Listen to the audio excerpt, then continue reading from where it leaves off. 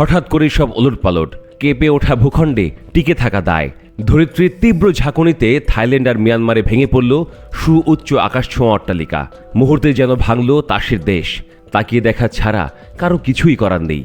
ভূমিকম্প এমনই এক সর্বনাশা প্রাকৃতিক বিপর্যয় যা উৎপত্তিস্থলে আশপাশের মানুষকে নিরাপদে আশ্রয়ে যাওয়ার জন্য কয়েক সেকেন্ডও সময় দেয় না। এর কোনো পূর্ব আভাসও নেই। কেবল থাইল্যান্ড বা মিয়ানমার নয়, এই ভূমিকম্পে কেঁপেছে বাংলাদেশও। তবে সে ঝাঁকুনি খুব একটা তীব্র নয়। তবে কি বাংলাদেশের ভূমিকম্পের ঝুঁকি কেটে গেছে? এবারই বা কেন তীব্র হলো না ঝাঁকুনি? ভূতাত্ত্বিক বিশেষজ্ঞ ও বিশ্লেষকরা বলছেন, এবার দূরত্ব আর কম গভীরতার কারণে ব্যাপক ক্ষয়ক্ষতি থেকে বেঁচে গেছে বাংলাদেশ।